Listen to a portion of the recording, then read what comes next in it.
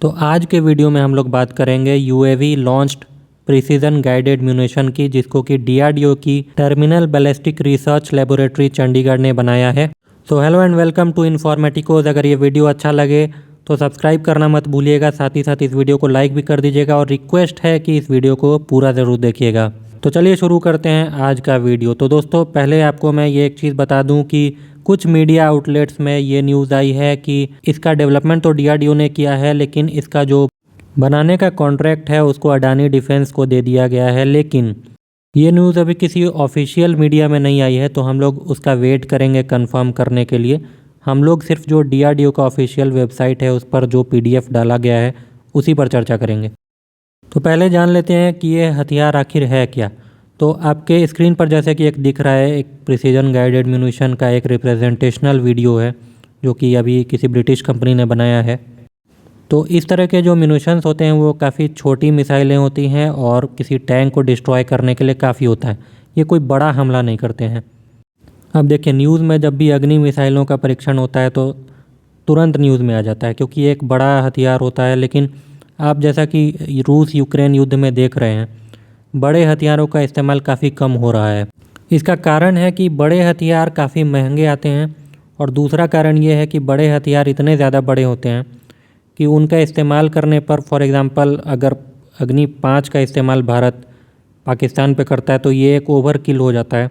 अब ये सारी मिसाइलें होती हैं, ये परमाणु हमला करने के लिए होती हैं। इवन जो परमाणु हमला करने के लिए नहीं भी हैं, फॉर एग्ज़ाम्पल ब्रह्मोस मिसाइल, वो काफ़ी ज़्यादा महंगी आती हैं। फिर होता है कि इन मिसाइलों का एप्लीकेशन कहाँ होता है? बैटलफील्ड में बिल्कुल भी नहीं होता है।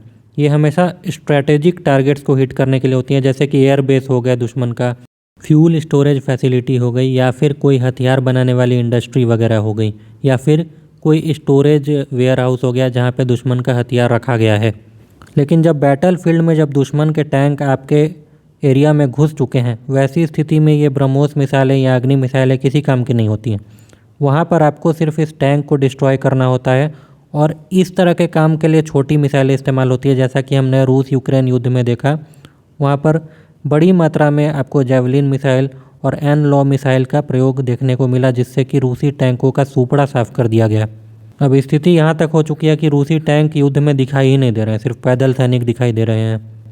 खैर, ये जो जेवलिन मिसाइल है ये तो शोल्डर लॉन्च्ड मिसाइल है, लेकिन अगर इसी तरह के हथियार को अगर ड्रोन पे माउंट कर दिया जाए तो इसी यूक्रेन युद्ध में हमने देखा है, और साथ ही साथ आर्मेनिया और अज़रबैजान के युद्ध में भी देखा है, जहाँ पे तुर्की के बेरख्तर ड्रोन ने काफ़ी ज़्यादा टैंकों को डिस्ट्रॉय किया, ऊपर से मिसाइलें गिरा करके। अब अफसोस की बात ये थी कि हमारे पास इस तरह के कोई भी हथियार उपलब्ध नहीं थे। हालांकि रिसेंटली हमने हेलीकॉप्टर लॉन्च्ड नाग मिसाइल और इसके अलावा सैंट मिसाइल यानी stand of anti tank missile का परीक्षण किया था, और उनका प्रोसेस भी चल रहा है इंडक्शन का। लेकिन इंडियन आर्मी को चाहिए था इससे भी हल्का हथियार जो कि छोटे ड्रोन पर भी माउंट किया जा सके। ये जो सैंट मिसाइल है और हेलीकॉप्टर लॉन्च्ड नाग मिसाइल है, ये काफ़ी भारी हैं किसी ड्रोन पर माउंट करने के लिए। हालांकि जैसे अमेरिका जिस तरह के ड्रोन, बड़े ड्रोन इस्तेमाल करता है, उस पर तो ये मिसाइलें बड़े आराम से फिट हो जाएंगी। और most commonly America hello fire missile का इस्तेमाल करता है अपने हेलीकॉप्टर और ड्रोन दोनों के लिए। अब समस्या यहाँ पर उत्पन्न हो जाती है कि उतने बड़े ड्रोन भारत के पास है नहीं, और जो छोटे छोटे ड्रोन हैं उन पर उतनी बड़ी मिसाइलें नहीं लगाई जा सकती हैं। तो पिछले साल इंडियन आर्मी ने इसका रिक्वायरमेंट पेश किया था कि हमें छोटी मिसाइलें चाहिए जो कि ऐसे छोटे छोटे ड्रोन पर लगाई जा सकें, और डीआरडीओ ने रिकॉर्ड 1.5 साल के टाइम में इस मिसाइल को बना करके तैयार कर दिया है। हालांकि कुछ मीडिया आउटलेट्स में ये कहा जा रहा है कि ये जो मिसाइल है इसका जो कॉन्ट्रैक्ट है वो अडानी डिफेंस को दे दिया गया, लेकिन आप अपने स्क्रीन पर डीआरडीओ का ऑफिशियल डॉक्यूमेंट देख सकते हैं जो कि लेटेस्ट है। इसमें अलग अलग कंपोनेंट्स के लिए अलग अलग इंडस्ट्री का प्रपोजल इनवाइट किया जा रहा है, जिनको टेक्नोलॉजी ट्रांसफ़र कर दिया जाएगा। अपने स्क्रीन पर आप देख सकते हैं कि अलग अलग प्रकार के वॉरहेड बनाने के लिए रिक्वेस्ट की गई है। जो भी इंडस्ट्रीज़ इंटरेस्टेड हैं वो लोग जा कर के अपना proposal director terminal ballistic research laboratory Chandigarh को जा कर के सबमिट कर सकते हैं। तो अभी जो आपने अपने स्क्रीन पर देखा है वो अलग अलग प्रकार के वॉरहेड्स के लिए रिक्वेस्ट की गई थी, और अब जो आप अपने स्क्रीन पर देख रहे हैं वो इलेक्ट्रॉनिक्स के लिए और सैम सिस्टम के लिए अलग अलग कंपनियों के इंटरेस्ट को इनवाइट किया गया। आप कंफ्यूज मत होइएगा, सैम सिस्टम जो कि UAV launched precision guided missile में लगेगा वो सेफ्टी वाला सिस्टम है। यहाँ पे सैम का फुल फॉर्म हो जाता है सेफ्टी असेसमेंट मेथडोलॉजी, क्योंकि ये जो मिसाइल है इसमें कई प्रकार के सेफ्टी सिस्टम भी होनी चाहिए। फॉर एग्जांपल ऐसा ना हो जाए कि गलती से बटन दब जाए और मिसाइल फायर हो जाए, या फिर अगर मिसाइल फायर हो गई तो उसको डिसआर्म भी करने की व्यवस्था होनी चाहिए। तो देखिए ये अलग अलग कंपोनेंट्स के लिए अलग अलग इंडस्ट्रियल बिड को मंगाया गया है डीआरडीओ द्वारा। लेकिन अब अडानी डिफेंस को इसमें क्या मिला है ये अभी किसी भी ऑफिशियल न्यूज़ में क्लैरिटी नहीं है। तो मेरा रिक्वेस्ट यही है कि सिर्फ न्यूज़ में बह करके अभी नहीं जाना चाहिए, जो ऑफिशियल न्यूज़ आएगा उसके लिए हम लोगों को वेट करना चाहिए। तो देखिए कई सारे यूट्यूब चैनल्स क्या करते हैं, जो कहीं से भी न्यूज़ दिखा बस उसको कॉपी पेस्ट करके वीडियो बना देते हैं। लेकिन मैंने सोचा कि नहीं, इसमें डिटेल पहले देखना होगा, क्योंकि किसी मेन स्ट्रीम मीडिया में ये न्यूज़ अभी आई नहीं है। बहरहाल 1 मिनट में ये भी हम लोग जान लेते हैं कि इस तरह की मिसाइल का हमें क्या फ़ायदा होने जा रहा है, क्योंकि ऐसा बिल्कुल भी नहीं है कि अमेरिका या इजराइल हमें इस प्रकार की मिसाइल उपलब्ध नहीं करा देगा।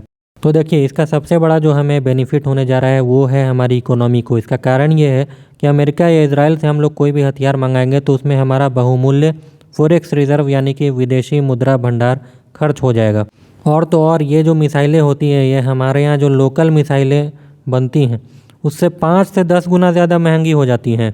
फॉर एग्ज़ाम्पल एक रिपोर्ट आई थी, मुझे याद है, जितना में पिनाका के 10 रॉकेट बन जाते हैं उतना में अमेरिका का सिमिलर कैपेबिलिटी वाला एक रॉकेट बन करके तैयार होता है। तो हमारी अपनी इकोनॉमी का तो काफ़ी ज़्यादा बेनिफिट है। लेकिन आप समझिए कि पूरी दुनिया इस चीज़ से परेशान है, तो पूरी दुनिया भारत से ही इंपोर्ट कराना चाहेगी, क्योंकि भारत का सामान उन्हें सस्ता पड़ेगा। जितने छोटे छोटे देश हैं जो कि अमेरिका और यूरोप के महंगे हथियार अफोर्ड नहीं कर सकते हैं, उनके लिए भारत एक अच्छा डेस्टिनेशन होने जा रहा है।